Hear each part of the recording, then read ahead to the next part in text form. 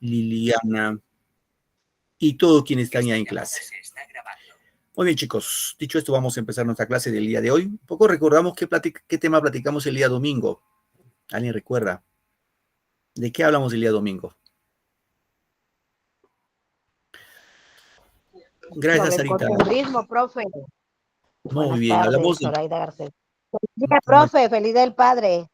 Gracias, gracias. Muy bien. Gracias, chicos. Chicas, en este caso. Sí, platicamos del costumbrismo. ¿Quién es el máximo exponente del costumbrismo? ¿Recuerdan?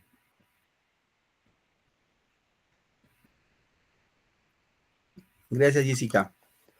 ¿Quién es el máximo exponente del costumbrismo peruano? ¿Recuerdan? ¿Se olvidaron? Manuel Ascenso Segura. Claro, Manuel Asensio Segura es el máximo exponente del costumbrismo. ¿Cómo se llamaba su obra? ¿Recuerdan? ¿Cómo se llama esa vieja chismosa alcahueta? Doña Catita. Doña Catita. Ñacatita, muy bien, Ñacatita. Vieja chismosa alcahuete, ¿no? Sí, Correcto. profesor. A ver, gracias, Kiara. Bueno, gracias. Una pregunta. A ver, ¿qué tal atentos estuvieron? Hicimos una técnica la clase pasada, la técnica de la menotecnia, ¿recuerdan? ¿Recuerdan? Les dije, no sirve nunca. ¿Cuánto medía el Huascarán? A ver. Profesor, 6.768. Correcto, ya no se olvidan, ¿cierto? 67, 68, es la clave. Muy bien, queridos chicos, chicas, vamos a hablar el día de hoy sobre el romanticismo. Hemos visto el costumbrismo y vamos ahora con el romanticismo peruano, ¿ya? En este caso, vamos a enfocarnos a lo que corresponde al romanticismo. Bien, a ver un momentito. Bueno, estamos acá. Como definición del romanticismo, vamos a indicar que es un movimiento literario que aparece en Europa en la primera mitad del siglo XIX. Cuando hablamos de Europa, hablamos de un país específico, en este caso que fue Alemania, ¿ya? El costumbrismo surge en España, el romanticismo surge en Alemania, con un gran escritor alemán, Johann Wolfgang Goethe, o Goethe. Él tiene una obra, una epístola que se llama se llama Las penas del joven Werther. Es un libro chiquito, es un libro bastante comercial. En ese libro, Goethe, en la obra Werther, básicamente trata la historia de un muchacho, de un jovencito, que se enamora de una mujer casada, ¿no? Obviamente la mujer también era frívola, porque le coquetea al pobre muchacho romántico, y cuando regresa su amado de viaje, pues la chica, Carlota, ya se hace la desentendida, y Werther eso no entiende, no comprende la frivolidad de la Carlota, ¿no? De la chica Carlota. Bueno, ¿qué hace Werther? Werther dice, bueno, de los tres, Werther, Carlota y el otro que era Alberto, dice, uno de los tres tiene que morir. Y él dice, el que decidió morirme soy yo. Y ¡pac! Se mata, ¿no? Se mata por amor de Carlota. Ese libro, Las penas del joven Werther, fue prohibido en Europa su venta en el siglo XIX. ¿Por qué? Porque muchos chicos se identificaban con Werther y decían, bueno, yo voy a hacer lo mismo. Ese libro que da inicio al romanticismo europeo, y obviamente eso llega a América, llega al Perú. Ahora, en el Perú, en América en este caso, aparece junto a las ideas de libertad, de independencia, amor y progreso alentado por los movimientos libertadores, ¿no?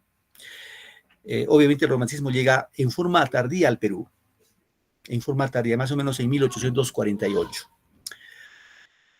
Lo que hizo la literatura popular patriótica individualista, reconoce los valores del pasado, admira el paisaje y vive embelesado de sentimiento amoroso. Bien, veamos ahora el romanticismo histórico, en este caso en su contexto histórico de la literatura peruana. ¿Qué pasaba en nuestro país en esa época? El surgimiento de la burguesía por la explotación del guano. Recuerdan, queridos chicos, el Perú, después de la independencia, años después, empezó a explotar el guano de isla y el salitre. ¿sí? Y eso obviamente apetecieron nuestros amigos chilenos y posteriormente nos hicieron la guerra. Y gracias a la explotación del guano y el salitre, pues aparece o existe en nuestro país aparente bonanza económica y prosperidad. Y gracias a eso se hizo obras, ¿no? Obras públicas en nuestro país. Como ejemplo, pues ferrocarriles, ¿no? El romanticismo peruano se va a coincidir con el primer gobierno de don Ramón Castilla, ¿ya? Con el primer gobierno de Ramón Castilla. ¿Y qué es lo bueno que hizo Ramón Castilla? Ramón Castilla lo bueno que hizo es abolir la esclavitud. Aunque parezca paradójico, en nuestro país hubo esclavos, chicos. Hubo esclavitud. Recuerden que la época de la colonia, cuando ya no había manos de obra que trabajen en las minas, los españoles trajeron a nuestros hermanos africanos. Pero esos hermanos africanos no se acostumbraban en la sierra por el frío. Ellos estaban acostumbrados a vivir en la costa, así que se instalaron casi en toda la costa peruana, desde Tumbes hasta Tacna. Y por ende, pues, hubo esclavitud. Y la esclavitud, pues, es una aberración humana, ¿no? Es como el ser humano lo vemos como si fuera un animal. Y tú ibas al mercado y veías a un negrito sentado y decías, bueno, ¿cuánto cuesta el esclavo? Un ejemplo, ¿no? Vamos a poner 1,000 soles, muy bien. Te lo llevabas el esclavo a tu casa, no recibía ningún pago, era como tu servidumbre, ningún pago, ¿sí? Le dabas pues seguramente comer, vestir, pero ahí quedaba, ¿no? Y gracias a Ramón Castilla que va a abolir la esclavitud en nuestro país. El hecho histórico que da también es la guerra con Chile, que fue posterior, y en este caso en 1883. Se da también el combate de 2 de mayo de 1866. ¿Recuerdan, chicos, con qué país fue el combate de 2 de mayo? ¿Tienen idea? ¿Con qué país el Perú se enfrentó? ¿Tienen idea? Con Chile. Con Chile, profesor. Chile, dicen. A ver, ¿qué dicen los demás? ¿Habrá sido Chile? No ha sido Chile. El combate de 2 de mayo no fue con Chile. ¿Con la escuadra española, profe? ¿Con la escuadra Ecuador. española? Claro.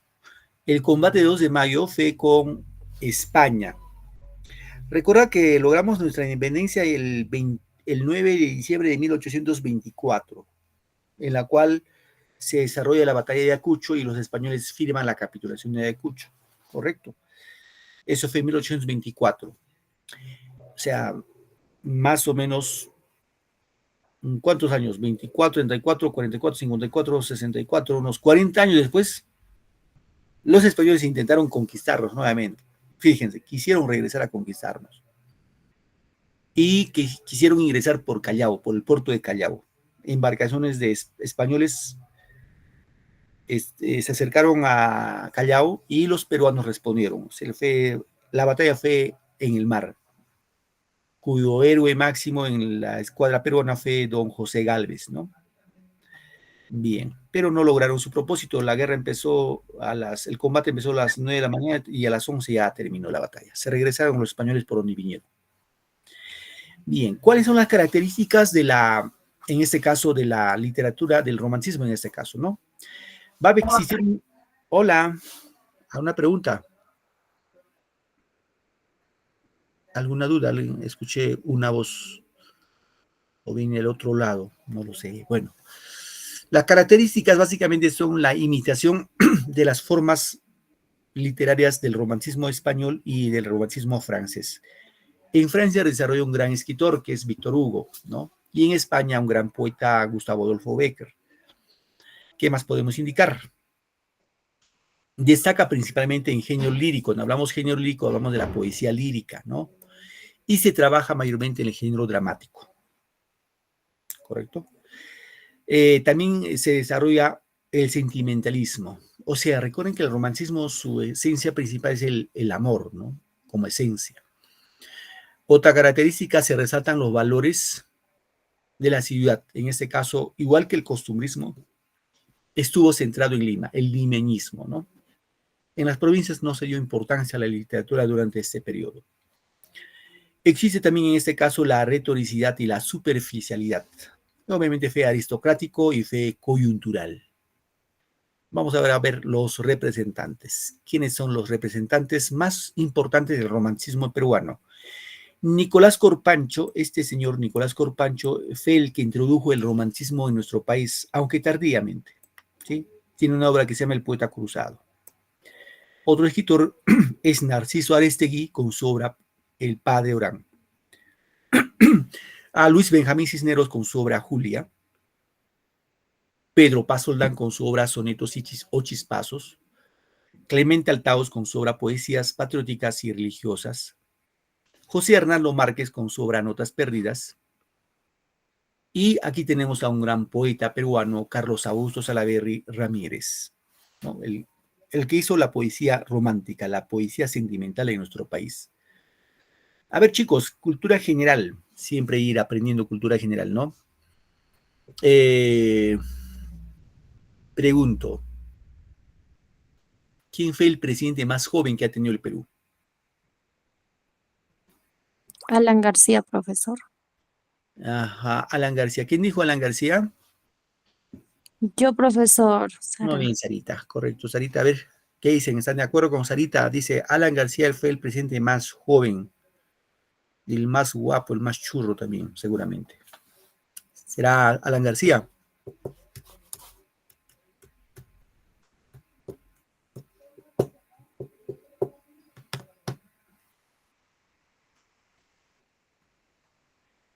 ¿Alguien tiene otra idea?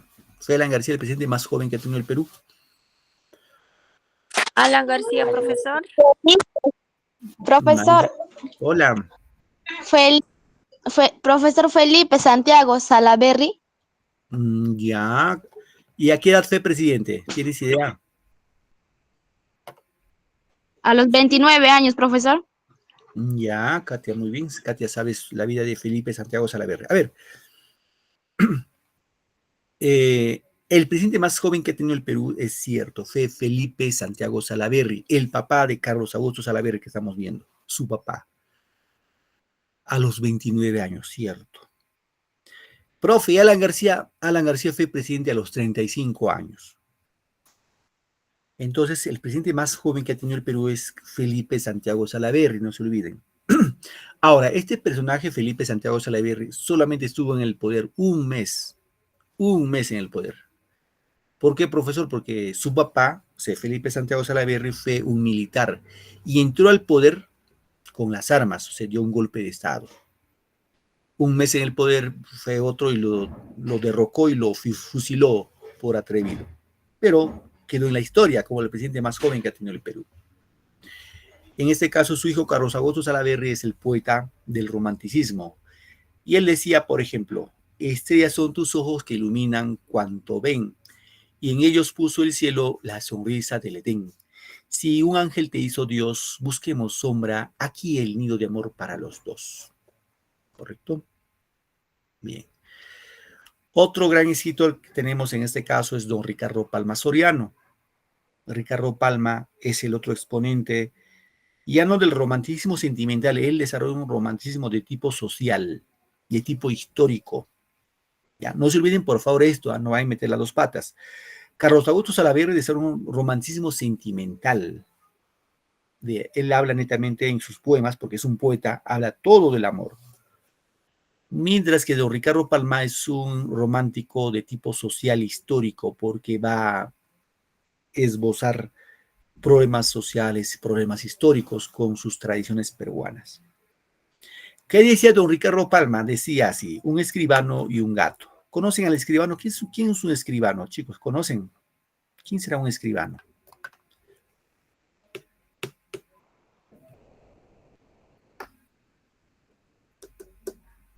Su mismo dice, ¿no? Su mismo nombre dice, escribano. ¿El qué?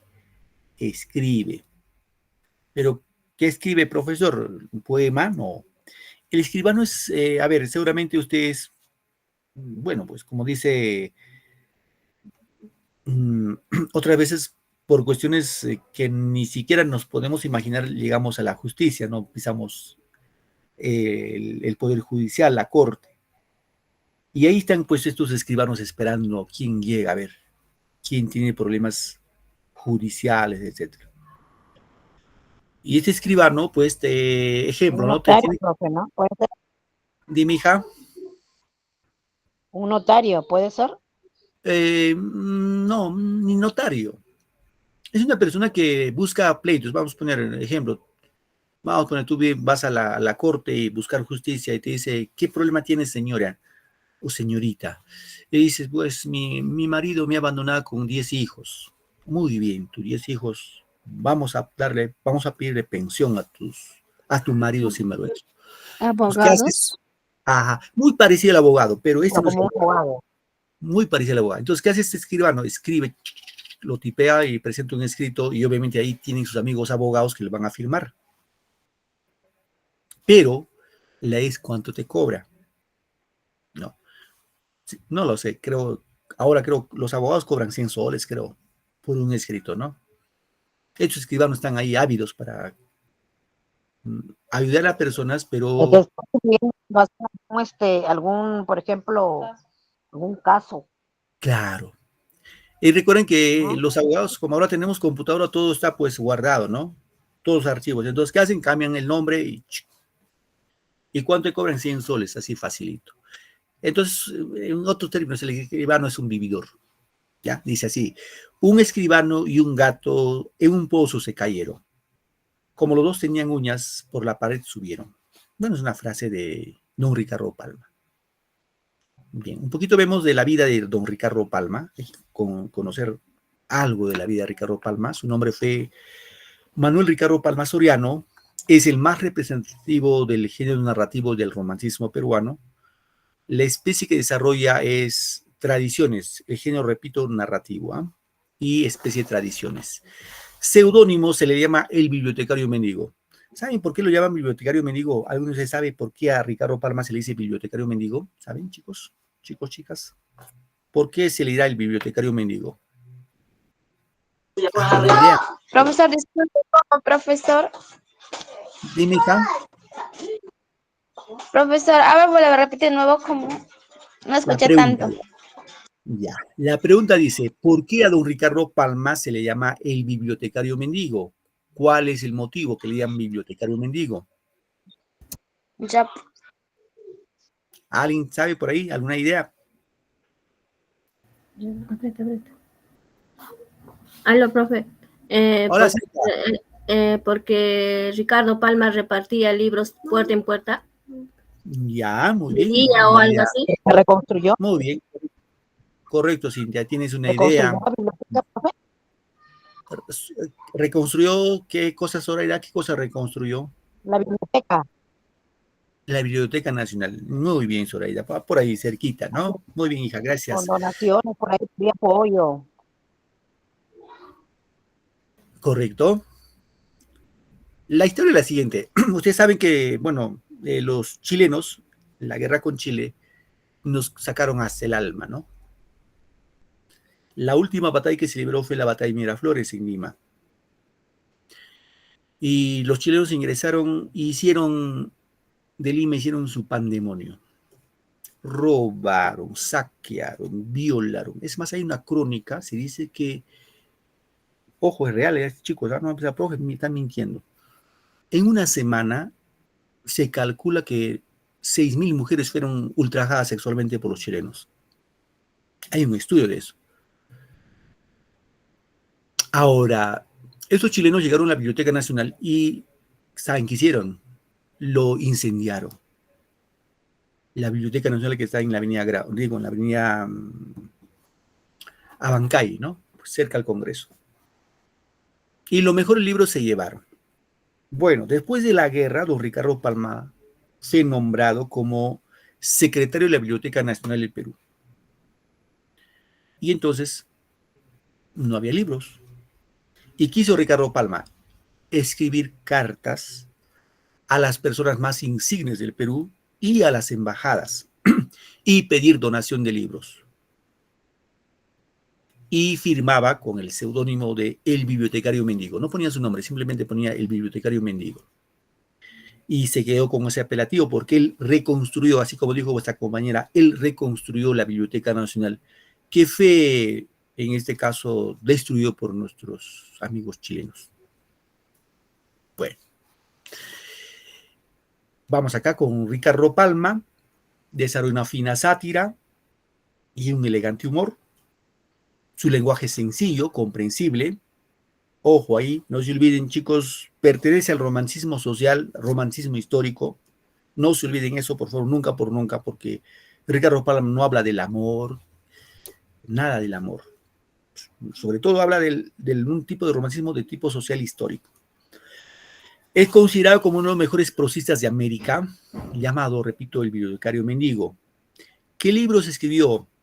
En lírica, por ejemplo, Verbos y Gerundios, obras de teatro Rodil, género expositivo, Anales de la Inquisición de Lima, entre otros libros más. Pero su libro más representativo es de acá, Tradiciones Peruanas, que son 4 tomos. 4 tomos. Si nos compramos nuestra tradición peruana, sería así más o menos un volumen así, grueso.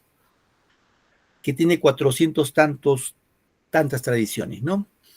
Como ejemplo tenemos ahí Condimas de la Tijereta, Carta Canta, Los Ratones de Fray Martín, El Alacrán de Fray Gómez, La Casa de Pizarro, La Historia de un Cañoncito, etcétera, etcétera. Seguramente alguna de esas tradiciones quizás lo has leído. Digo quizás, ¿no? Como un dato adicional, tiene otro libro que se llama Tradiciones de Salsa Verde. Esas tradiciones ya tienen contenido de tipo erótico, ¿no? Hace una comparación así como de Giovanni Boccaccio, un escritor italiano, que también tiene ese contenido erótico. Sobre todo, Giovanni Boccaccio se mofa de la iglesia, de los curas, de las monjas y las travesuras que hacían ellos allá en Italia. Acá un poquito vemos las obras de Ricardo Palma, en obras históricas, Anales de la Inquisición de Lima, Monteagudo y Sánchez Carrión, obras de teatro, La Hermana del Verdugo, La Muerte o la Libertad, la obra Rodil, en lírica, poesía, en este caso pasionarias, juvenilia, filigramas, armonías, verbos y gerundios. En obras filológicas y lingüísticas, como neologismos y americanismos, papeletas lexicográficas, etc. En narrativa, tradiciones peruanas, y su obra inédita, Los Marañones. Bien, vamos a hablar ahora sí de las tradiciones peruanas. El género es narrativo, no se olviden por favor, especie es una tradición. Total de tradiciones son 453 tradiciones. Repito, está en 4 tomos. 6 tradiciones se refieren al Imperio Incaico, 339 a la época del Virreinato, 43 a la época de la Emancipación, 16 en tiempos y espacios indecisos, entre otros, ¿no? ¿Y qué son las tradiciones peruanas? Se preguntarán ustedes, ¿qué son tradiciones peruanas?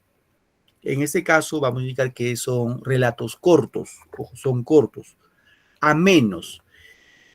Cuando dice amenos es muy divertido, ¿no? Que recogen un episodio histórico, una anécdota jovial, un enlace de amor, una honra, un conflicto político o de tipo erótico. Los relatos en que se vislumbran el alma o las preocupaciones de la época que evoca. En esas tradiciones, don Ricardo Palma dio una forma propia de narración, en la que se advierte elementos diversos y contradictorios.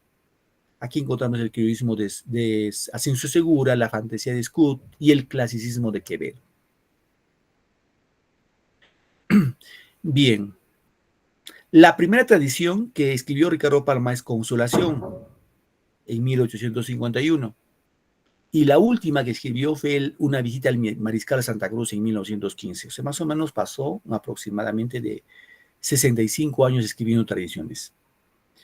Ahora, las tradiciones más celebradas, más leídas son, como referencia, quizás ustedes se animen a leer, La Hechicera del Inca, El Orgullo del Cacique, Las Orejas del Alcalde, El Alacrán de Fray Gómez, considerado como el mejor relato de América,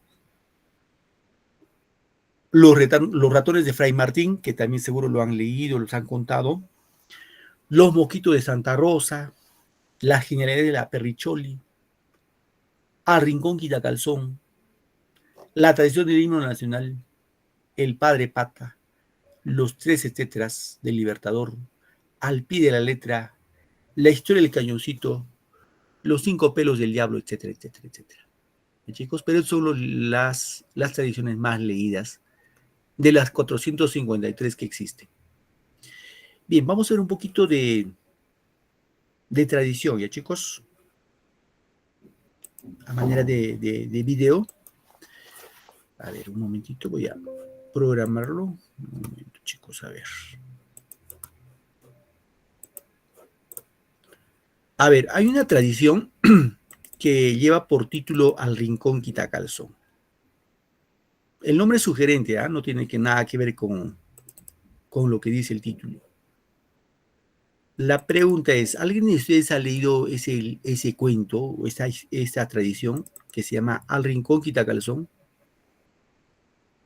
¿Alguno de ustedes, por curiosidad? ¿Tienen idea? No, profesor, nunca he leído ese libro. Muy bien. Ahora vamos a tener una idea de qué trata este Al Rincón Quitacalzón. Ojo, reitero, no tiene nada que ver con el título. Vamos a ver cómo será ese de que al rincón se quita el calzón. No, no, no. Se trata de la educación de antes.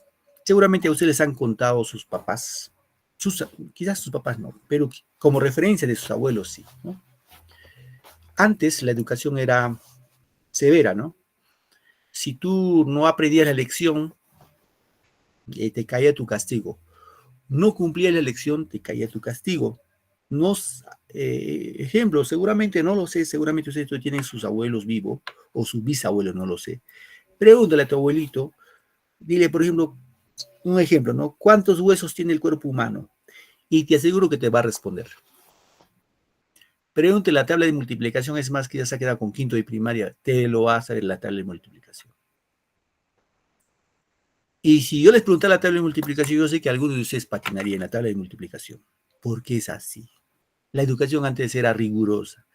Y el que no sabía la lección, simplemente ya saben qué cosas les tocaba. A ver, vamos a ver eso, ¿ya, chicos? Es interesante esta historia. Quiero que presten atención. Algo se nos va quedando. Algo podemos contar hoy en la cena en nuestra casa, en el Día del Padre a nuestros papás.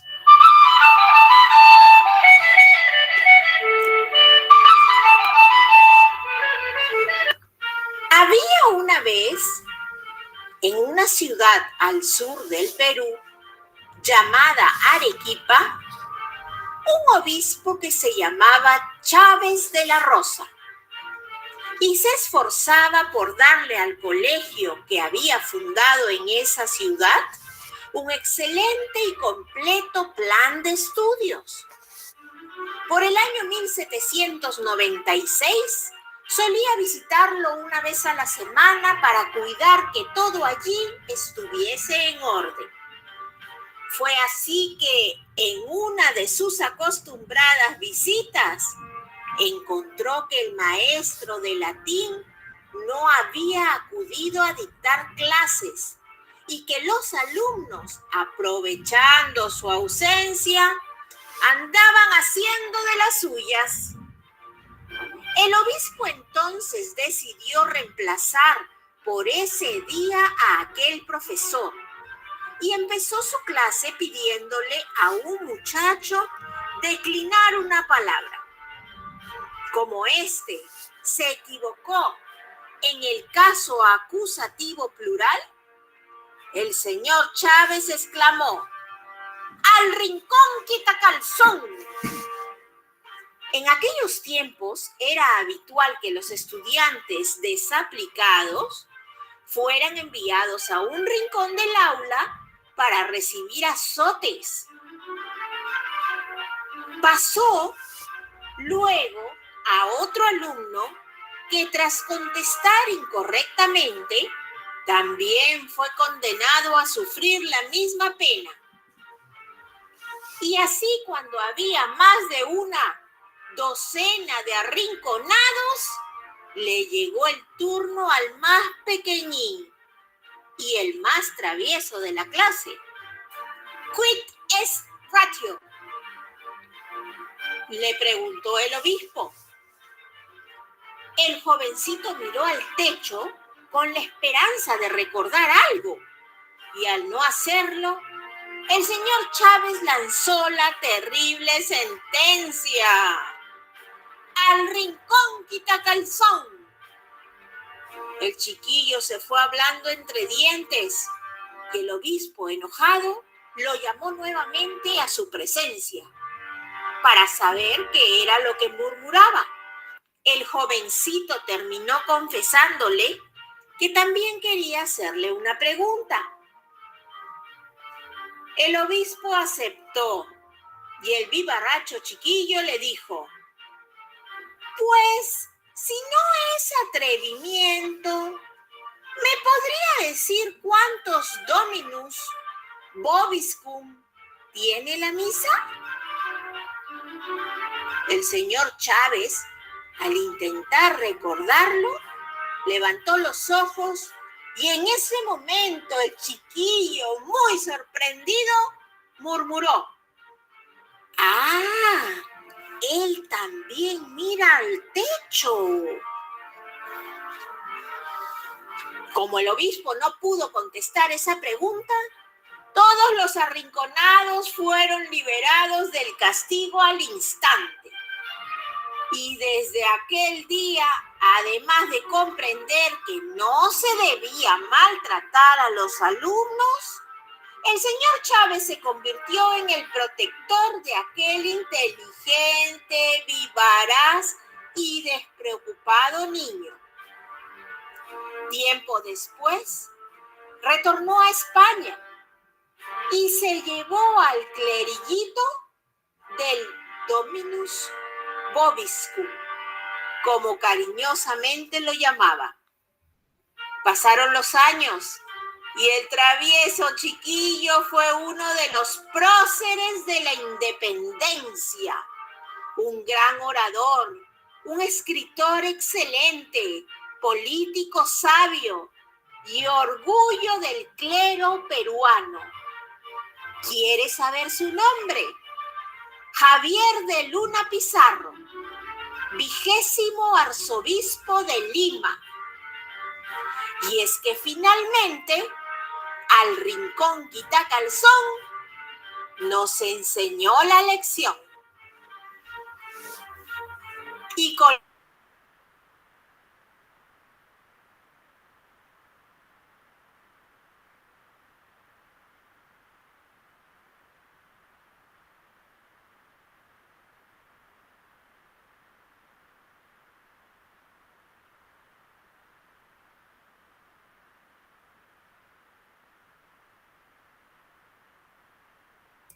Hola chicos, ¿se me escucha cierto?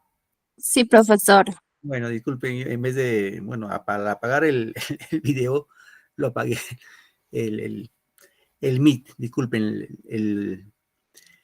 no, a empezar que el profe se fue dejándonos. Muy bien chicos, entonces ese es el resumen de la obra, en este caso, Al Rincón Quitacalzón. ¿Se entiende, no? ¿Se entendió esta historia del Rincón Quitacalzón? Sí, profesor. Muy bien. Sí, Muy bien, chicos. Vamos ahora con otra historia, ¿ya?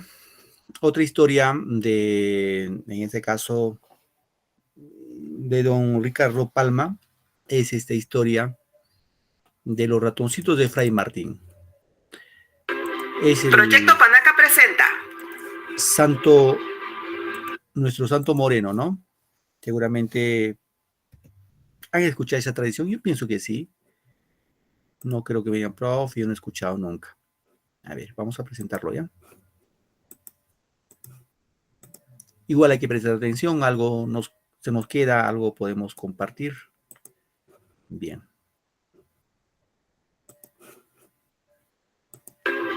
Proyecto Panaca presenta Los ratones de Fray Martín, la historieta. Se cuenta que San Martín de Porres, santo peruano, hizo tantos milagros en vida como después de su muerte. Uno de sus biógrafos señala que estos eran tantos que el prior dominico tuvo que prohibirle continuar realizándolos. Y tanta era la obediencia del santo mulato que un día, al pasar el santo frente a un andamio, vio un albañil cayéndose de una altura considerable, por lo que deteniéndolo a media caída le dijo: espera un rato, hermanito. ¡Ay! y fue raudo a conseguir el permiso del prior para culminar su rescate. Muchas gracias, Fray Martín. Me salvó la vida. Y siguiendo con sus milagros, se sabe que Fray Martín tuvo especial predilección por los ratones, animalitos llegados junto a los españoles que los indígenas llamaron ucuchas. Al mismo tiempo malgastó envidioso, que de nacer un ratón o a lo más dos. Siendo ya enfermero en el convento, era tal la invasión de ratones que los frailes pusieron trampas para acabar con ellos, siendo atrapado un ratoncito atraído por la carnada de queso. Encontrándolo en dicha circunstancia, San Martín liberó al pequeño ratoncillo y le pidió: Váyase, hermanito, y diga a sus compañeros que vayan a vivir al huerto, que yo les llevaré comida cada día. Claro que sí, se los diré ahora mismo. Resuelto el problema de los ratones, debemos mencionar que el santo mantenía en su celda a un perro y un gato, los mismos que vivían en fraternal concordia, tanto que comían del mismo plato. Un día, un ratoncillo atraído por la comida asomó de su agujero, ocasionando la molestia de los otros animales. Cálmense, criaturas del Señor, cálmense, que Dios da para los tres. Salgan sin cuidado, hermanitos. Se ve que tiene hambre. Acérquese que no le harán daño. El ratoncillo, sin hacerse de rogar, aceptó la invitación y desde aquel día comió en amor y compañía del perro y del gato. Esta es una de las historias que fue relatada por el escritor peruano Ricardo Palma en su libro Tradiciones Peruanas, conjunto de relatos cortos de ficción histórica, narrados de forma entretenida y publicados durante varios años en diversos diarios y revistas. Muy bien, ¿entendieron los milagros de Fray Martín o los ratones de Fray Martín? ¿Sí? ¿Sí entendieron, ¿no, chicos? ¿O está Sí, difícil? profesor. Sí, profesor. No he escuchado, pienso que lo han escuchado antes, ¿no? O la primera vez que escuchan.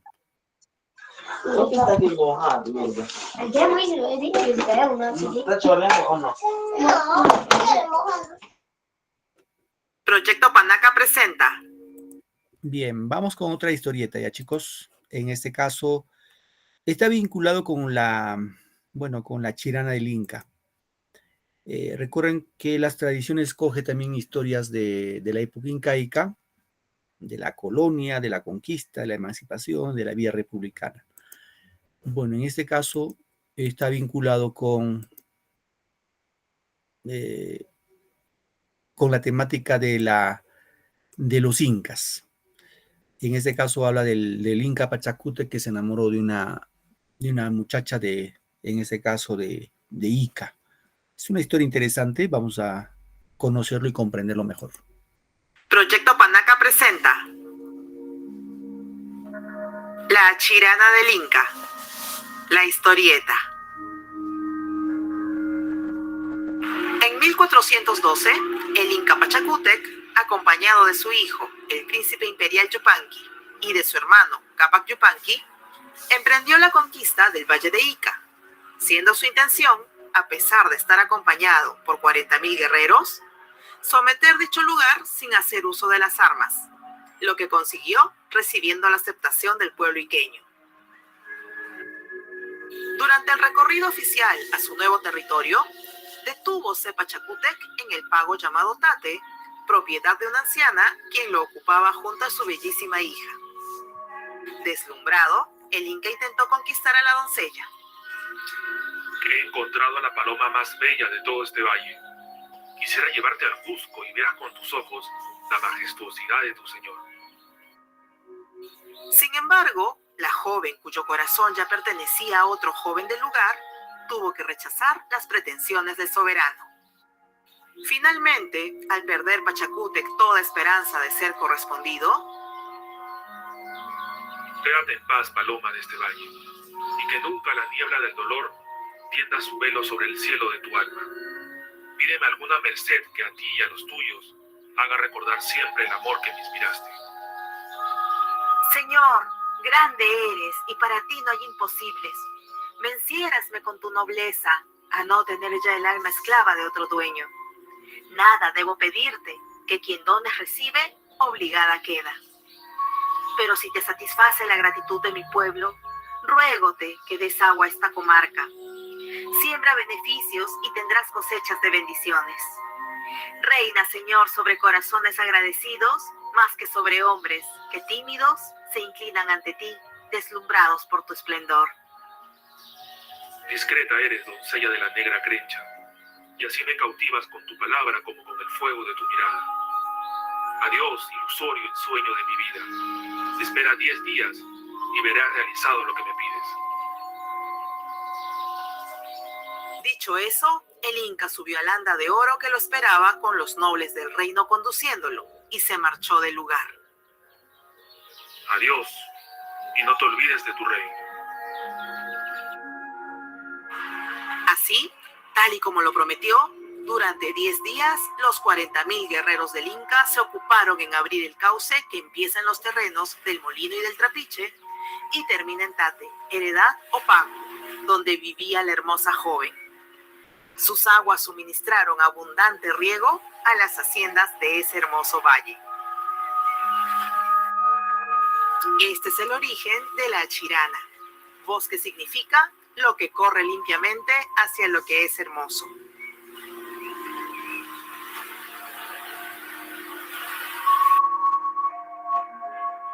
Esta es una de las historias que fueron contadas por el escritor peruano Ricardo Palma en la tercera serie de su libro Tradiciones Peruanas, conjunto de relatos de ficción con trasfondo histórico publicados durante varios años en diversos diarios y revistas.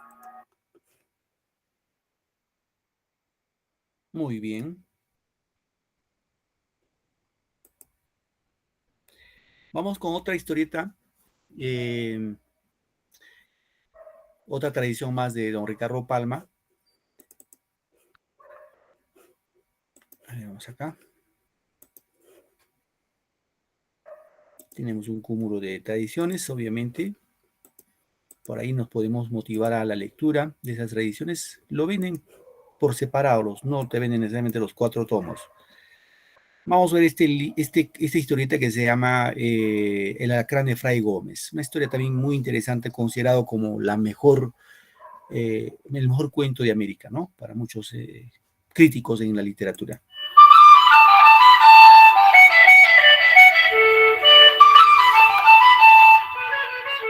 Había una vez en mi niñez, cuando escuchaba decir sobre una joya costosa, lo siguiente: esto vale tanto como el alacrán de Fray Gómez. Y explicaré este dicho con esta historia. Fray Gómez era un devoto. Hizo muchos milagros en Lima.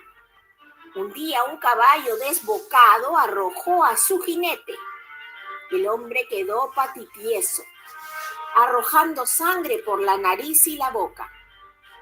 Fray Gómez se acercó, le puso el cordón de sus hábitos en los labios, le echó 3 bendiciones y el descalabrado se levantó tan fresco como si nada. Ese mismo día estaba Fray Gómez en la enfermería y halló muy débil a San Francisco Solano, víctima de una jaqueca fuerte. «Necesita comer», le dijo Fray Gómez. Y el santo respondió: «Solo comería con gusto un par de pejerreyes». Fray Gómez metió la mano en el bolsillo y sacó 2 pejerreyes, tan frescos como recién salidos del mar. Los guisó y quedó San Francisco curado como por arte de magia. Una mañana Fray Gómez estaba en una celda, cuando llamaron a su puerta con unos ligeros golpecitos, y una voz quejumbrosa dijo: «Soy buhonero, tengo familia y mi negocio no prospera. Parece que Dios se ha olvidado de mí. He tocado muchas puertas para pedir un préstamo y nada he conseguido. Y en mis deliberes pensé pedírselo a usted». dijo el noble buhonero. ¿Cómo imagina, hijo mío, que en esta tan triste celda pueda tener yo esa cantidad de dinero?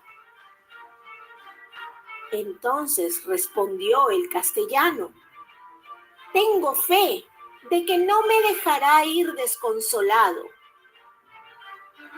La fe lo salvará, hermano. Espere un momento. Y fue así que Fray Gómez, paseando los ojos por las desnudas paredes, vio un alacrán que caminaba por el marco de la ventana.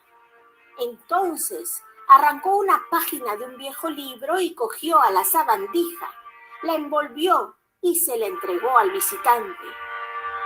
Tome y procure devolverme esta joya en 6 meses. El buhonero agradeció mucho y se encaminó deprisa a la tienda de un usurero. La joya era de una deliciosa delicadeza, incomparable, un prendedor con una figura de alacrán, el cuerpo una esmeralda engarzada sobre oro. Aprovecha en suscribirte antes de que se te olvide y activa la campanita para recibir todas las novedades. Y en la cabeza, un grueso brillante con 2 rubíes por ojos. Con ese capital le fue tan bien en su negocio y al cabo de 6 meses pudo desempeñar la joya y devolvérsela a Fray Gómez. Este tomó el alacrán, lo puso en la ventana y dándole la bendición le dijo: animalito de Dios, sigue tu camino. Y así el alacrán tomó vida nuevamente y se fue caminando apacible por el marco de la ventana. Y colorín colorado, espero que este cuento te haya gustado.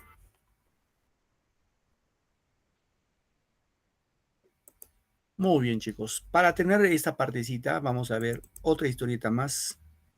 En este caso, está vinculado con los incas. Los incas ajedrecistas. Y con esto terminamos esta partecita.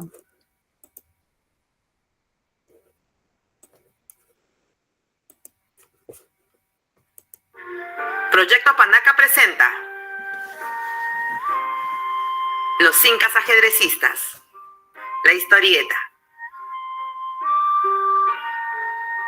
El ajedrez, juego introducido en el Nuevo Mundo por los españoles, fue a su vez llevado a la península ibérica por los moros, quienes dominaron España durante 7 siglos. Atahualpa, cautivo y a la espera del pago de su rescate, observaba regularmente y en silencio a Hernando de Soto jugar las partidas de ajedrez con otros soldados españoles. Así, una tarde en la que se enfrentaban de Soto y Riquelme, vio al primero con la intención de mover su caballo. No, capitán, no. El castillo. Ante la sorpresa general de los contendientes y el improvisado público, de Soto movería la torre, con lo que jugadas después conseguiría el triunfo de la partida. Mate. Después de aquella tarde, sería costumbre que el español invitara a Atahualpa a jugar una partida, cediéndole siempre las piezas blancas. Según se dice, Atahualpa pagó con la muerte el consejo dado a De Soto en la derrota de Riquelme, pues este último fue uno de los 13 jueces que votaron a favor de su sentencia de muerte. Muerto Atahualpa, Pizarro se dirigiría a Cusco para asegurar que había castigado al usurpador y asesino del legítimo inca, Huáscar, prometiendo entregar la insignia imperial a Manco Inca. No os asustéis. No hemos venido a quitaros sus señoríos ni propiedades, sino a coronar al nuevo Inca. Posteriormente, luego de la ruptura de las relaciones entre el Inca y los españoles, Manco establecería su gobierno en Vilcabamba y desde ahí observaría la guerra civil desatada entre pizarristas y almagristas. Muerto Diego de Almagro el Mozo, aproximadamente una docena de sus partidarios buscarían refugio donde Manco Inca, quien había brindado algunos servicios a su causa. Así, El Inca y sus huéspedes pasarían las tardes entreteniéndose particularmente con el ajedrez. Una tarde, hallábanse atrapados en una partida Manco Inca y el capitán Gómez Pérez, encontrándose como espectadores Diego Méndez y 3 caciques. En medio del juego, Manco realizaría un enroque no consentido por las prácticas del juego, por lo que despectivamente su contrincante le espetaría. Es tarde para ese enroque, short fullero. El movimiento es válido, capitán. Continúe pues usted con su turno. Gómez Pérez insistió en su postura y mirando a su paisano Diego Méndez le dijo: Mire, capitán, con lo que me sale este indio. El Inca entonces abofeteó al español, recibiendo como respuesta de su huésped 2 puñaladas que lo llevarían a la muerte. La muerte del Inca no quedaría impune, y sus soldados harían pedazos al asesino y a todos los españoles que habían pedido refugio. Esta es una de las historias que fueron contadas por el escritor peruano Ricardo Palma. Muy bien, chicos. Para ganar tiempo, vamos con la última parte. Ahora sí, ronda de preguntas vinculado a todo lo que hemos desarrollado en clase. Ya, por favor, van levantando su mano para tomarles su participación y irles dando sus puntitos, en este caso, a su participación.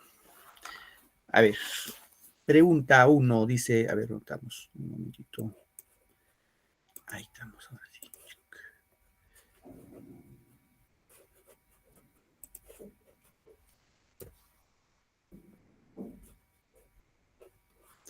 Pregunta, ¿el romanticismo se desarrolló durante el gobierno de qué? Eso hemos hablado, en clases.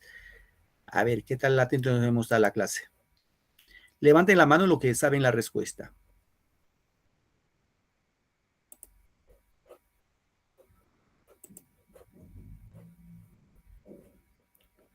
¿Alguien recuerda?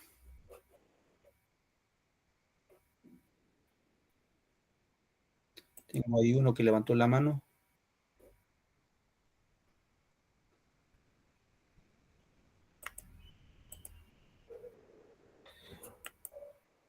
Tengo problemas en mi punterito. Tengo a Katia Guamán y tengo a Analí.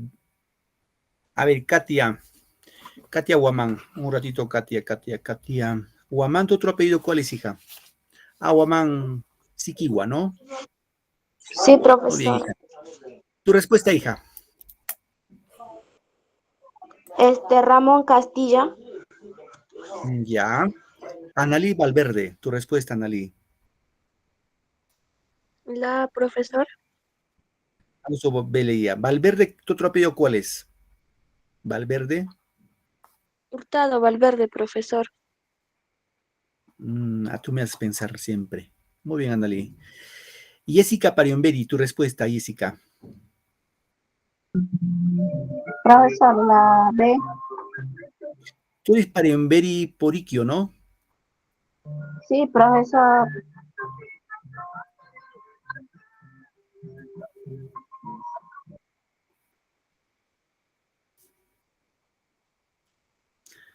Muy bien, Jessica. Zoraida, tu respuesta.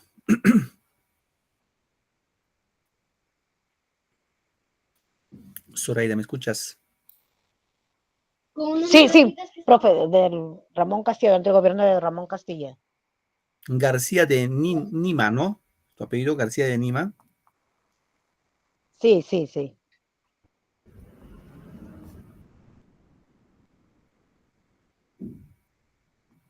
Bien, aquí la respuesta está clara, ¿no? Ramón Castilla. Es la respuesta. Pregunta 2. Considerado el mayor representante del romanticismo histórico en el Perú. Romanticismo histórico, social, he indicado, he repetido varias veces. A ver, levanten la manito lo que saben. Sara Tapia, tu respuesta, hija. Sara. Ay. Profesor Felipe Salaverry. Salaverry, ya. Analí Valverde, tu respuesta, Analí. Sí, profesor. La B, Salaverry, ya. Katia Guamán. La E, profesor. Ricardo Palma, Katia, ya. Zoraida. Ricardo Palma, profe. Ricardo Palma, dice. Jessica. Salaberry, profesor. Ya, Lorena Cisneros Taipe. Estoy cambiando ya. Lorena Cisneros Taipe. Pero Sí, profesor, la A. Cisneros Taipe es tu apellido. Sí, Cisneros Taipe. Lorena, ¿no? Gracias. Ojo, chicos, acá no pueden meter las dos patas. Es repetido en clase, ¿ah? El máximo exponente del romanticismo histórico social en el Perú. Les dije que Salaberry sobre todo platicaba acerca de la poesía amatoria, del sentimiento. Aquí la respuesta de Ricardo Palma, si estamos viendo las mismas tradiciones. Romanticismo histórico habla de los incas, hemos visto de los incas, ¿cierto? Ahí por lógica es Ricardo Palma. La última pregunta para irnos. ¿Cuál de estos escritores no es romántico? Abelardo Gamarra, Benjamín Cisneros, Arnaldo Márquez, Nicolás Corpancho o Clemente Altaus. ¿Cuál de los 5 no es escritor romántico? Jessica, ayúdame Jessica.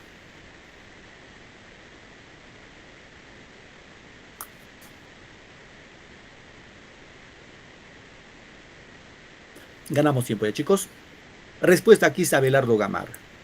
Abelardo Gamarra no es romántico, es realista. Es más, este señor... profesor. Ya, Jessica, gracias. Este escritor, el que le puso el nombre de Marinera. La Marinera, antes de la guerra con Chile, se llamaba La Chilena. Y Abelardo Gamarra le cambió de nombre y dijo, pues vamos a poner Marinera en memoria de la Marina Guerra del Perú. Abelardo Gamarra el Tunante. Gracias, queridos muchachos, chicos, chicas, por su tiempo y su paciencia. Nos encontramos la próxima clase en otra sesión más. Que tengan un bonito domingo y que les vaya súper feliz. Hasta la próxima semana, profesor. Feliz Día del Padre, profe. Hasta la próxima semana, profesor.